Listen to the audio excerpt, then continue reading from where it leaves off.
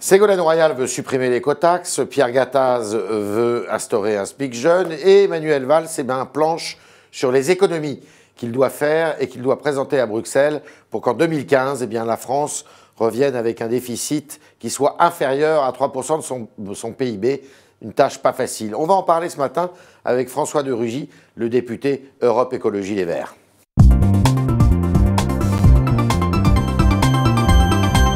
François de Rugy, bonjour. Bonjour. 3 petites questions pour commencer. Êtes-vous favorable au remplacement de l'écotaxe par une vignette sur les poids lourds étrangers? A priori non, je pense qu'il faut mettre en œuvre la taxe poids lourd. Il faut mettre en œuvre la taxe poids lourd. Favorable à l'instauration d'un SMIC jeune en France? Absolument pas. On a déjà eu des précédents, ça s'est mal fini. D'accord. Cambadélis, nouveau premier secrétaire du Parti Socialiste, est-ce que pour vous, c'est un meilleur interlocuteur que Harlem Désir? Nous verrons bien, nous verrons bien. C'est vrai qu'avec Harlem Désir, on n'avait pas l'impression d'avoir un interlocuteur très fort, on va dire. Ouais. Est-ce que ce sera différent avec Cambadélis? Nous verrons. Si c'est le cas, ce serait bien. On en a besoin d'échanges. D'accord. Alors on va écouter maintenant Monsieur Bayrou qui était ce matin chez nos confrères d'Europe 1. L'entrée et les débuts de Manuel Valls sont réussis, en tout cas je trouve. Je pense que son discours de politique générale a été bien reçu. Évidemment, ça ne veut pas dire qu'il a les solutions, et à mon avis de très loin, mais il faut au moins le laisser travailler. Vous êtes d'accord avec ça? C'est réussi le début de Manuel Valls au gouvernement? Sur la forme, c'est plutôt réussi, oui. Ouais. On l'avait dit d'ailleurs, d'abord parce qu'il y a eu du dialogue, y compris avec nous, même si ça n'a pas abouti à, malheureusement à la participation au gouvernement. Et puis sa déclaration de politique générale, en effet, il y avait sur la forme un élan, un allant personnel, être plus clair, peut-être plus direct aussi, plus carré que ça n'a été le cas depuis 2 ans. En revanche, sur le fond, il y a pour l'instant des attentes, mais aussi des inquiétudes. Vous avez des regrets de ne pas participer à ce gouvernement? Vous faisiez partie de ceux qui souhaitaient y aller. Oui, je l'ai dit, comme la majorité des députés écologistes, la majorité des sénateurs C'est l'appareil écologistes. qui n'a pas voulu. Oui, on peut dire ça comme ça. Bon, on ne vit pas avec des regrets. Donc, vous savez, nous, on va de l'avant. Et je pense que la question se reposera, d'ailleurs, dans l'année qui vient, sans doute. Ça n'a pas remis en question l'unité d'Europe Écologie Les Verts? Sur le moment, ça a créé une division qu'il ne servait à rien d'essayer de cacher, mais c'est parfaitement surmontable si, évidemment, on se replace maintenant concrètement sur les prochaines échéances, sur une optique d'écologie qui agit. Et tout à l'heure, vous disiez que vous pouviez revenir au gouvernement un jour. C'est possible, ça? Ah oui, bien sûr. Enfin, si les conditions sont réunies, et je pense que après les élections régionales, par exemple, la question se reposera aussi pour la majorité. Est-ce que la majorité, elle veut se réélargir ou est-ce qu'au contraire, elle reste assez rétrécie? Pacte de responsabilité, pacte de solidarité, tel que ça a été présenté par Manuel Valls, ça vous convient? On s'y perd un peu dans les pactes, quand même. Oui. Ça, c'est vrai que... Bon, pour faire vite, est-ce que vous êtes d'accord avec l'abaissement des charges pour les entreprises? Sur le principe, l'idée faite qu'on revoie le financement de la protection sociale en ne le faisant pas porter sur le travail uniquement, oui.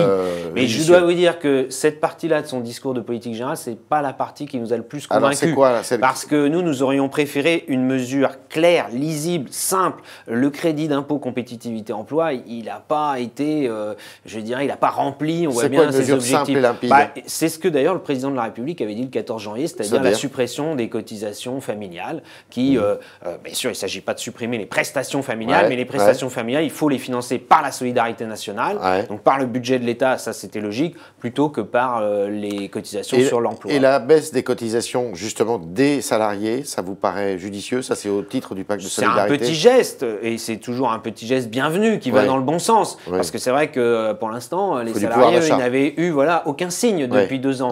Et nous, on le disait plutôt dans le cadre de la réforme fiscale. Je crains là que la réforme fiscale, pour les ménages, elle soit vraiment passée à la trappe. Et ça, c'est pas un bon signal. Pourquoi c'est pas un bon signal? Parce que les impôts en France, ils sont injustes. Et pourquoi ils sont mal ressentis d'ailleurs, et notamment l'impôt sur le revenu? C'est parce qu'on a l'impression que l'effort est mal réparti. Et tout le monde a toujours l'impression qu'il paye pour les autres, en quelque sorte. Il y a la question de la progressivité. Nous, on avait proposé la fusion, on n'est pas les seuls, impôt sur le revenu, CSG. Si on ne va pas jusque-là, au moins qu'on fasse le prélèvement à la source. Par exemple, ça, c'est une mesure simple, mais qui a un mérite, c'est une mesure pratique, qui a un mérite qui rend le fait que l'impôt soit beaucoup plus transparent. Il faut aussi que l'État fasse des économies. 50 milliards d'économies réparties entre l'État, les collectivités territoriales et les régimes d'assurance sociale. Est-ce que vous êtes plutôt, normalement, Manuel Valls doit s'exprimer sur ce sujet. Est-ce que vous êtes inquiet, très inquiet là-dessus? Oui, il y a des inquiétudes et je pense que les députés, qu'ils soient écologistes ou d'ailleurs socialistes, ils relaient les inquiétudes que les Français expriment déjà depuis d'ailleurs bien avant les élections municipales. Il va y arriver? Ouais, je crois que ça va être très dur si on veut pas, si on veut faire les choses à marche forcée, avec des résultats rapides. Ben oui, il faut que l'année prochaine, on soit dans les clous. Les coupes sont, oui, c'est pas possible. C'est pas possible. 3% en 2015, ce n'est pas possible. Ben oui, mais tout le monde le sait d'ailleurs. Mais il y a que nous qui le disons. Mais nous on le dit depuis 2012. Bruxelles a renvoyé les émissaires du gouvernement à leurs chères études. Excusez-moi, mais la Commission européenne, elle est complètement discréditée. Monsieur Barroso, il est complètement en bout de course. Et si c'est ça son seul message juste avant les élections européennes, bravo. Alors là, faut pas s'étonner du résultat catastrophique pour les élections européennes. Qu'on nous accorde plus de temps dans la réduction des déficits. Il faut une trajectoire de réduction, ça c'est vrai, pas simplement pour la France d'ailleurs, mais il faut qu'elle soit réaliste dans le temps. Sinon, et là, c'est l'économie qui était... Ah bah bien sûr, c'est l'économie qui est étouffée. Et en plus, alors et c'est ça le problème là qui est pour la France, c'est est-ce qu'on fait des réformes de structure? Parce que si on veut avoir des résultats à court terme, qu'est-ce qu'on va faire? On va faire des coups de rabot, comme on dit, plus ou moins violents, et sur l'ensemble des dépenses. Et puis, dans le même temps, on ne fera pas de réforme de structure. Et là, l'espoir, peut-être qu'on peut mettre en Manuel Valls, c'est qu'il a indiqué au moins dans un domaine, c'est celui des collectivités locales, une réforme de structure. Vous êtes d'accord avec son plan? Sur les collectivités locales, on ne peut que le soutenir et l'engager. On divise le nombre des régions par 2? D'accord avec ça. En tout cas, oui, il faut redécouper. Je le dis d'ailleurs en tant que breton de Nantes qui n'est pas dans la région Bretagne, ce qui est absurde. Mais c'est surtout, moi je dis, réformateur de tous les partis, unissons-nous sur ce sujet-là. Parce que si on attend que ça se fasse tout seul, ça va être le conservatisme qui va l'emporter. Suppression des conseils départementaux, vous êtes d'accord avec ça? Nous sommes pour, nous le disons depuis longtemps. Mais vous savez, je l'ai dit à Manuel Valls en réponse à sa déclaration de politique générale, entre chaque feuille du millefeuille, il y a une couche, et souvent une grosse couche, de conservatisme et d'immobilisme. Alors il va falloir vraiment s'unir, et nous on est prêts alors là à le soutenir à 200%. Il est question que les prestations sociales et que les retraites soient désindexées de l'inflation. C'est ce qui permettrait à l'État de faire quelques économies. Est-ce que vous accueillez ça comment? Justement, ça c'est la logique du coup de rabot généralisé.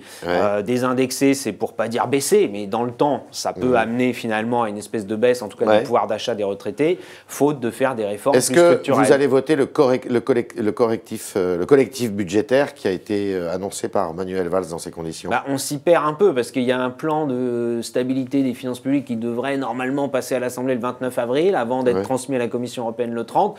Là, je vois mal sur quelle base, si c'est avec les 50 milliards d'euros d'économie à marche forcée, là je vois mal comment on pourrait le voter. Un collectif budgétaire qui reprendrait les mesures fiscales pour les entreprises et les ménages, nous regarderons avec beaucoup d'attention le contenu et surtout on souhaite pouvoir discuter. Il y a des députés socialistes aussi qui ont envie de discuter au sein de la majorité entre le gouvernement et sa majorité parlementaire. Parce que vous allez voter les 50 milliards d'économies, ça va passer par un vote préalable au Parlement. Pour l'instant, on est un peu dans le flou, ce qui est un peu gênant vu l'enjeu quand même, la lourdeur de l'enjeu. Si vous devez voter, vous ne voterez pas pour? Dans l'état actuel, je ne vois pas comment... on ne peut pas voter les 50 milliards. Quelles économies et à quel rythme. Et en tout cas, si c'est ce qu'on nous annonce, c'est-à-dire 3% en 2015, c'est pas possible. C'est pas possible. Élection européenne, vous avez des chances d'arriver devant le PS le 25 mai? C'est arrivé il y a 5 ans, en tout cas, à égalité. Moi, je ne souhaite pas la défaite du PS. On n'est pas là-dedans. En revanche, je souhaite qu'évidemment l'écologie pèse. Et je pense qu'elle pèse déjà au Parlement européen. Nos députés européens, d'ailleurs nos têtes de liste, pour la plupart, sont des députés européens qui ont fait un mandat, qui se représentent avec ce bilan, avec cette action. On avait dit il y a 5 ans, par exemple, qu'il ne fallait pas reconduire Barroso. Cohn-Bendit avait mené la bataille. Il allait même chercher les alliances avec les centristes, les libéraux, etc., les socialistes. Mais finalement, les socialistes et les conservateurs, ils se sont mis d'accord pour reconduire Barroso. Il ne faut pas que ce soit le cas la prochaine fois. Il faut que ça soit un socialiste alors. En tout cas, il faut que les gens s'expriment clairement devant les électeurs, parce que les élections européennes, là, elles vont avoir un poids sur la désignation de la Commission. Martin Schulz? Si on peut faire une majorité gauche, écologiste et même au-delà au Parlement européen, il faut évidemment le faire et c'est aux électeurs de décider parce qu'il faut que les gens se mobilisent pour les élections européennes aussi. Dernière question, Jean-Vincent Placé a-t-il eu raison de s'indigner du traitement qui lui a été réservé par Canal+ dans l'émission de Supplément où on lui est revenu sur ces histoires de PV impayés? Moi, je suis là pour parler de politique, des épiphénomènes du microcosme. J'ai l'impression, en tout cas, que la présentation qui a été faite par Canal+ n'a pas été très correcte parce que passer à l'antenne le dimanche des choses qui avaient été filmées hors antenne le vendredi, ça, mais bon, voilà. Après, moi, je ne suis pas juge, j'étais pas là sur le moment. Il a fait ce qu'il a jugé bon de faire. C'est à lui maintenant de s'expliquer et à Canal+. C'était le talk Orange Le Figaro de François de Rugy qui nous a dit que sur les 50 milliards d'économies que Manuel Valls devait présenter, il était très, très, très réticents et que s'il y avait d'aventure un vote avant que ce plan soit présenté à l'Union européenne, il n'est pas sûr que les écologistes soient de la majorité pour voter ce plan.